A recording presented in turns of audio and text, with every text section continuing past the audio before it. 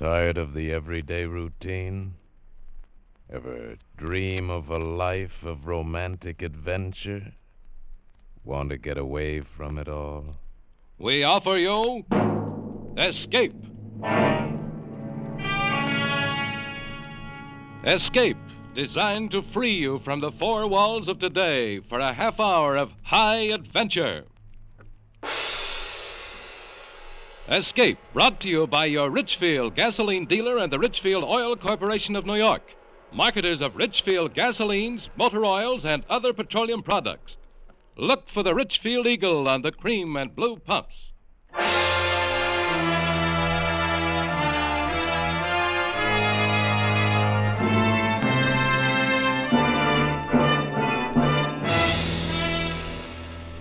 Tonight, we escape to the prairie west of the Platte River and to the Indian fighting U.S. cavalry of the Old West, as James Warner Bella describes it in his exciting tale, Command.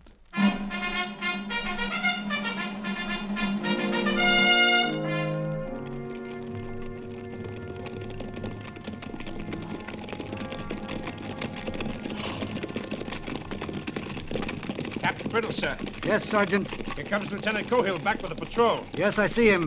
Halt the column. Yes, sir. Column! Ho! Column! Ho! Column! Ho!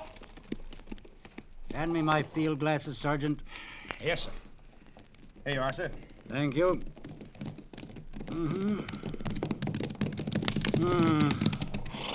Captain Brittles, Well, Mr. Cohill, here's the best body of grass, sir. This slope with the small run below for water. This is the best bivouac for tonight. Mr. Cohill, do you see the rise there to the left behind you across the valley? Yes, sir? What are those shapes lying on that slope? A small herd of buffalo. Sleeping, it seems. We didn't go that far, sir. We turned back when we saw them. The wind has shifted a bit. Take a deep breath, Mr. Cohill. Yes, sir. Smell anything? No, sir? Take another deep breath, Mr. Cohill. Get it in your nostrils and tell me if what you smell is sleeping buffalo. No, sir. Smells like dead men. And not freshly killed. Lieutenant Gresham and his squad, sir? I imagine so. The men we've come to find. We'll make sure after nightfall. Mr. Cohill, there are several fairly obvious differences between the Great Plains and a classroom at West Point. There you can fail and try again. Here you may not have that chance. There they taught you, I am sure, that accuracy in observation is a military virtue. I suggest that you cultivate it here. Sergeant Utterback. Yes, sir. This is the bivouac. Dismount and unsaddle. Night grazing area between the crest of this hill and the creek bottom. Use the picket rope, no individual pins. Yes, sir. Yes! Out! Yes! Out! Yes, mount!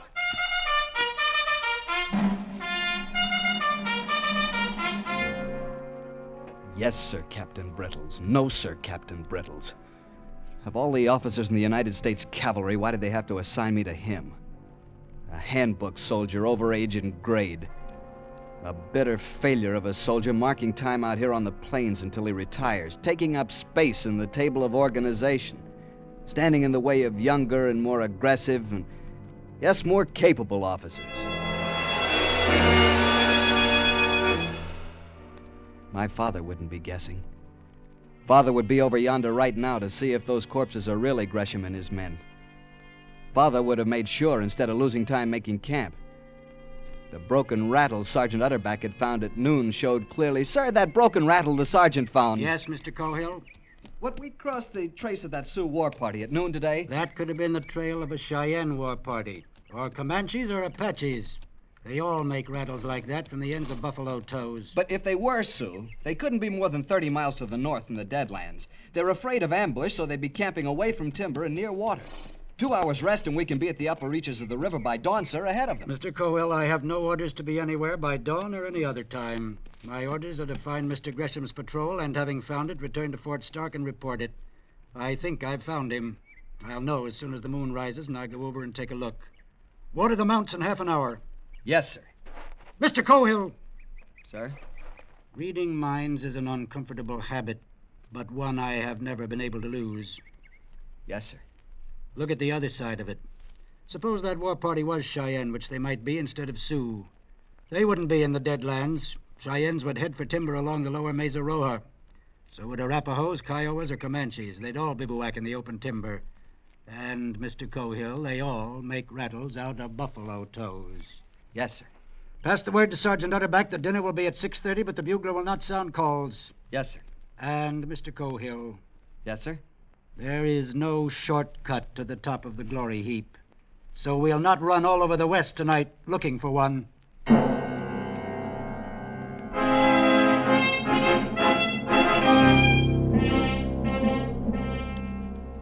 But if death in battle is a soldier's path to glory, Mr. Gresham and his patrol had found a shortcut.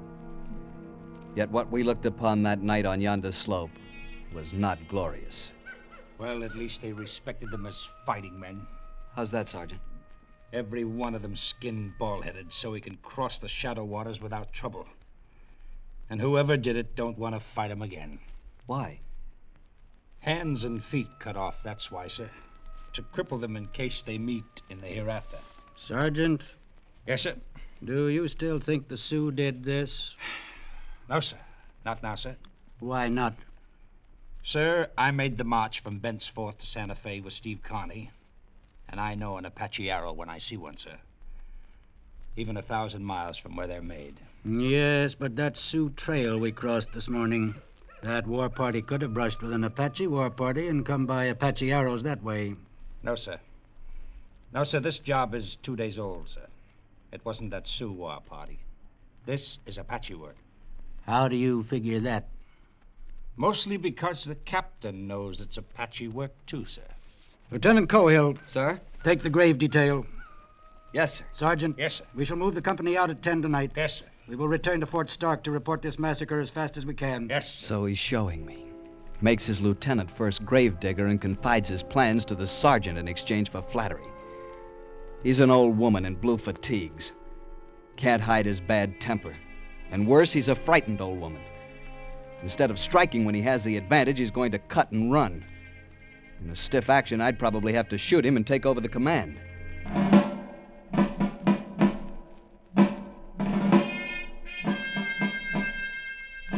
A grave doesn't take long to dig in the soft black earth of the plains. And the rocks were nearby to pile upon the still mounds against the hungry muzzles of wolves and coyotes. And after, the air was sweeter in the cold moonlight. And the job done in plenty of time for Captain Brittle's scheduled retreat. The commander's prepared to mount, sir. Very good, Sergeant. Captain Brittles. Yes, Mr. Cohill. Excuse me, sir, but can't we go after the Indians who did this? Can't we try to... Mr. Cohill, the United States Cavalry is not out here to fight Indians. We're here to watch them and report on them for the Indian Bureau. We fight only if they attack us. I refer you to the standing orders of the Department of the Platte. They are most explicit on this point. Yes, I know, sir, but Mr. Gresham was attacked. How do you know that?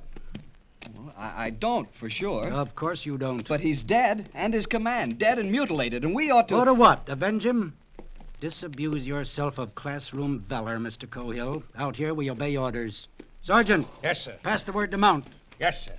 Updike. Yo. Pass the word. Mount. Pass the word. Mount. Pass the word. Mount. Pass the word. 30 miles already that day, and who knows how many miles ahead of us tonight. The men are tired. The horses are tired. Cavalry is a delicate arm of the service, Captain Brittles. Hour after hour, as the moon threw our lengthening shadows ahead of us. Hour after hour. Walk 30 minutes, trot 5 minutes, dismount and lead 10 minutes, unbit and graze 15 minutes, every hour. Hour after hour. Got a chaw eating tobacco, Middendorf? Ain't got much. Well, give me a loan of some. You can get some more at the fort tomorrow. Yeah. Why don't you ever have any of your own? Don't approve of chawing tobacco. My ma don't, that is. Thanks. God free mighty. Mexico wasn't like this. Do tell. No, sir. When I was with Winfield Scott the time we took Chapultepec... Hey, Mittendorf. Chavez back in the Mexican campaign again. Pity he didn't stay there. Yeah. Just the same, the army was the army in them days. you slept in tents, and when you took a town, there was girls, senoritas, not squaws. So if you like us so darn much, why don't you go back with those girls? 'Cause I was gold-bricked. You was what? Gold-bricked. Oh. I joined up again 'cause they said there'd be fighting out here. Only fighting I seen west of the Missouris on Saturday nights in the barracks. Boy, sure ain't like the old army. Sergeant Utterback, Yes, sir. I'd like to ask you a question. Yes, sir. How did you know the captain thought they were Apaches that killed Mr. Gresham's detail? Well, I've been his first sergeant for a long time, sir. You get to know. I see. Do I get to know? This is a different kind of service out here, sir. It ain't full-dress war, but it's the only kind the captain and I ever served in, sir. And you get to know it just like you get to know siege operations or saber charge by company front after you've had enough of them. I see.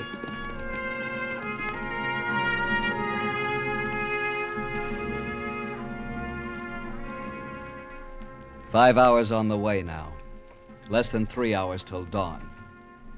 And we're at the North Fork of the Platte, and a full 25 minutes for watering call. Some of the men lie sleeping where they've dismounted. Others huddled together in the moon shadow of the high bank, quietly That's the way talking. it happened. She left me standing there like a bound boy at a husking. What'd you do then? Wasn't nothing to do except join the army. That little senorita in Mexico City. Time I was with Scott when we took Mexico. Well, she wasn't at all like that. Not at all. Any of you boys ever ate a lobster? Not me. I never even seen one. I had a catfish once. Didn't like it. I could sure put away a lobster right now. Fresh out of the lobster pot and into the cooking pot. Alive? Sure. That's the only way to cook a lobster. Sure wish I was back in Wiscasset. Get you back in the state of Maine, you'll be pining away for buffalo meat. Truer word was never spoken. Some people ain't never satisfied. I ain't never satisfied for a fact. That's how you get someplace in this world. Never be satisfied. Sure got you a long way, didn't it?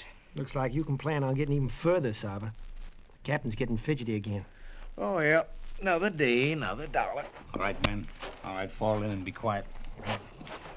Prepare to mount. Pass the word. Prepare to mount, pass the word. Prepare to mount, pass it. Prepare to mount, pass it. Mount. Mount. Route step. Forward. Route step. Forward. Right step, forward. March. Yo. Go.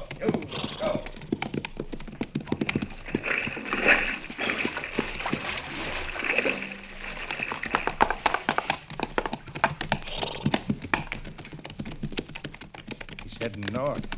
How's that, Sergeant? North, sir. Captain's heading north. You're right, Sergeant. Red Mesa should be to our left. Instead, it's dead ahead. Doesn't make any sense, Sergeant. Yes, sir. My father would have done things differently. In the cold, dying moonlight, I could imagine him. Young Major Cohill riding out of St. Joe to convoy the wagon trains bound west on the Oregon Trail. What a figure he must have been out here in the old days when the Missouri River itself was the jumping-off place. Killer Cohill, as men had called him. But the wide roaming Arapahoes had another name for him. Blue Devil with eyes in the back of his head. By this time, Father would have cut those Apaches into coyote meat as they lay sleeping around their smoldering campfire. Mr. Cohill. Mr. Cohill, sir. Yes, Sergeant? Were you dozing, sir? No, of course not. I was just thinking. Captain Brittles wants you at the head of the column, sir. Thank you, Sergeant.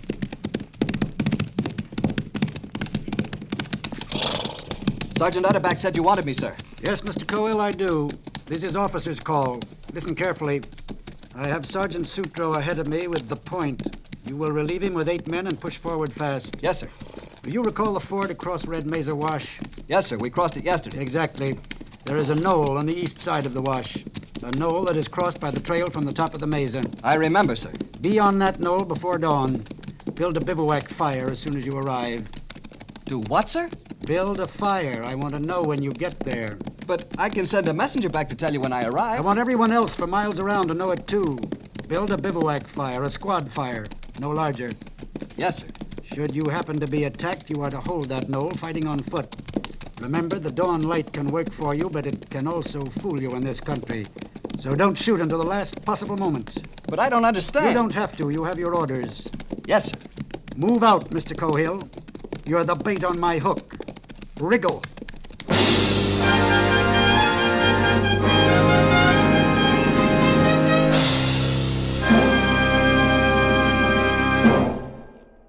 It's new, it's free. Don't miss it. Don't miss this free offer by your Richfield gasoline dealer. It's the new Richfield baseball book. 32 pages jammed with fascinating facts about America's #1 sport. And it's yours for the asking at your Richfield gasoline dealer station. This new Richfield baseball book is the most interesting book of its kind ever published. Listen to this. The Richfield baseball book shows you seating diagrams of leading stadiums. It has a special baseball quiz you can try on your friends. It has a special page on which you can try your skill at picking pennant winners. It has a spring and summer calendar. That's right. The Richfield baseball book has all that, plus major league schedules, many minor league schedules, and World Series box scores.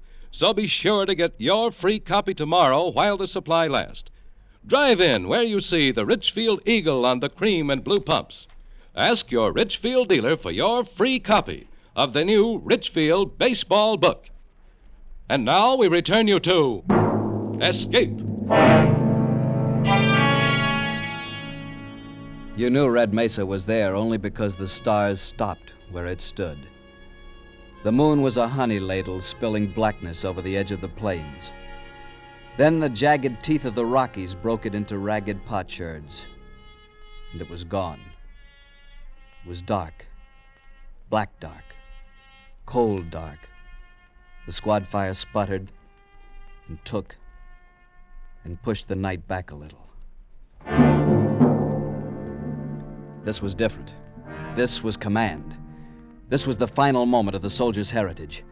To stand ready to fire and be fired upon. To kill and be killed. And it wasn't at all like you expected. It just plumb scared you. Don't stand still, Mittendorf. Keep moving a little all the time. And slap those mounts. Keep them moving, too. Yes, sir. Lieutenant, sir? How come the captain sent us up here to sashay around on the top of this little old hill? He said we're the bait of his hook. Huh? The decoy. If there's an Indian war party, we're to draw them out. Better put some bacon on to fry, Lusk. Make it look natural. Yes, sir. Meaning we uns may end up like Mr. Gresham in his patrol? There's always that possibility. Oh, it ain't a prospect that pleases, sir. That's what a soldier lives for, Sarver. To die. He does? Yes, sir. It was a good performance. To any watching Sioux or Apache, here was a small white soldier war party like the two yesterday's party they'd left lying scalpless in the buffalo grass 30 miles down the valley. Fire lighted, bacon cooking. Horses unsaddled and warriors sleeping from a long night march. Soft for the kill. Only the warriors weren't sleeping. Beyond the yellow carpet of firelight, they lay fanned out behind their saddles waiting. Sorting the night sounds with straining ears, pushing at the soft wall of darkness with widened eyes. Wish them dead, burned coyotes didn't sound so much like human beings. Well, you can be sure of one thing. No Indian is running around in the middle of the night yelling like a coyote. Yeah, but it sure makes me nervous. Sound like hooty owls back home in Maine. What's that? Behind you. Don't get in a fret, boys. It's only me. Oh, General Scott's chief of staff. Know something? You're lucky I didn't put a bullet through you. Nah, you wouldn't do that. Lieutenant said not to fire until commanded. Any of you fellas ever had Injun pudding? No. I ate a sort of bean pudding when I was with old Rough and Ready Zach Taylor at the Battle of Buena Vista, but I didn't like it much. Was you with Napoleon at Waterloo? Nope, but I've been talking to the lieutenant. Naturally. What's the word from headquarters? It's made of cornmeal and molasses. What? Injun pudding. Oh. Seen any savages yet? No, and don't expect to yet. Why? 'Cause there ain't an Indian west of the Missouri who'll come out and fight at night if he can help it. Yeah, that's right. They're afraid of taking a chance of being killed at night. They believe if a warrior's killed at night, he'll be blind when he gets to the happy hunting grounds. Well, then what are we worrying about? Who's worrying? Not me. Oh. And you can start worrying. Huh? Dawn's coming. Can make out the mesa plainer. Sure would like some Indian pudding for breakfast.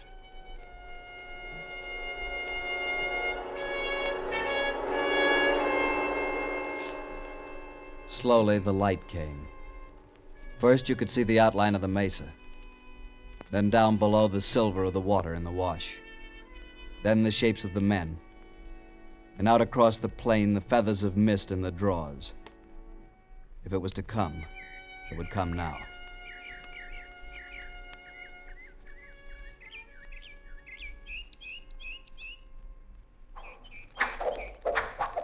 Hold your fire, men. Arrows. They're shooting arrows. What you expect? They're Injuns. What was that? Hit one of the horses. Here they come. Oh, my leg. Hold your fire. Hold it. Fire! Cease firing! They are Apaches. I got one of the heathen. I got two. Look at them lying yonder. One of them's still wriggling. I'll fix that. Hold your fire! But I was They'll just... be back. That was only the beginning. Yes, sir. You all right, Coffin? My legs, sir. Bone shattered. Hurt much? A little, sir. Those arrows are sure wicked. Go right through a man if they don't hit bone. Do tell. No action in the new army, huh, Sava? Well, it ain't exactly like Chapultepec. Here they come again. Hold fire. Light's better this time. Makes no difference. Hold your fire. They're the ones that did Mr. Gresham in. Look, that one's wearing a corporal's chevrons, and there's one with a U.S. cavalry saber. Where's Captain Brittles? That's how I want to know. Most likely having breakfast at the fort. Decoy. We're just a... Lord Almighty! Fire! He's firing! Well, they took care of almost half of them. They'll be back. No, they won't. It's Captain Brittles now. Attacking from the flank. Hey, Sava, Captain Brittle's got him on the run.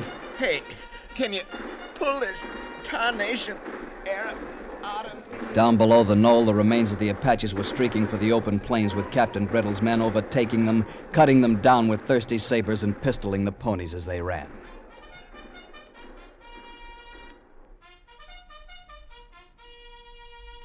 And then it was quiet, and not an Indian or his pony was left alive.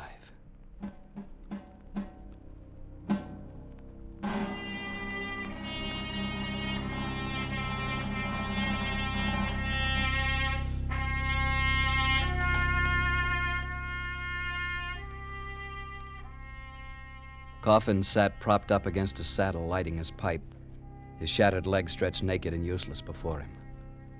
And Sarva lay where he'd fallen, eyes closed, face blue, his hands around the shaft sunk deep in his left side below the ribs, the feathered tip waving idly with each shallow breath. Can't we do something for him, sir? What? Look how deep that arrow is, right under the heart. Can't cut it out, can't pull it through. Poor Sava. He finally saw action. Yeah. I can hear him now telling St. Peter about the time he beat the Apaches under Cohill. That's not very funny. No, I guess you're right, Coffin. How's your leg? Paining you much? Can't feel anything. Lieutenant, Yes, Coffin? do you think they'll send me back home to get this fixed? You think maybe I'll get to see the state of Maine right soon? I hope so, Coffin. Land of Goshen, no, you won't get further than the hospital at Council Bluffs. They'll wire you together, slap a plaster on you, and send you right back to fight Indians. It was a strange feeling. A mixture of pride and guilt. Watching a man die whom I'd commanded into action. Looking at the shattered leg of another. And a feeling of helplessness, too. For the moment, we could only sit there and wait. Our horses were dead or stampeded by the action. We were alone on our little hilltop in the hot red glare of the rising sun. And then the company rode back in triumph, and I was reporting to Captain Brittles. And it seemed like months instead of hours since I'd last looked at his tired gray face. Mr. Cohill, you did that well. You may do in time. Captain, You knew there were Apaches yesterday at sundown. And you knew they were camped on top of the mesa, didn't you, sir? Mr. Cohill, accuracy in observation is a military virtue. Had you pushed forward to that slope yesterday afternoon, you would have found Mr. Gresham, not sleeping buffalo. Had your eyes been sharp, you would have found this between the slope and last night's bivouac. An Apache headband. That's right, and blood-stained. And had you been a plainsman and suspected Apaches, you would have looked at once for smoke at sundown from the highest ground, in this case, Red Mesa. You had me fooled, sir.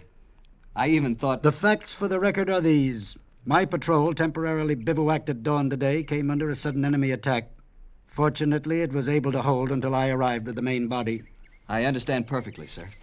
I'm familiar with departmental orders which allow defensive actions only and expressly forbid attack. And yet they are in direct violation of cavalry tactics. For cavalry is extremely weak on the defensive and can only defend well by attacking. I believe that is also taught at West Point. And I thought you were avoiding an engagement. Captain, I'm terribly sorry. Mr. Cohill, never apologize. It is a mark of weakness. There is a captain out here who tried it once to escape an inquiry board. He escaped it, but he will die a captain in spite of his apology. The officer who saw to that could have worked with him and made a soldier of him if his humanity had been large enough. Mr. Cohill, I'm going to make a soldier out of you. You may present my respects to General Cohill when next you write your father. Mr. Cohill, take morning stables.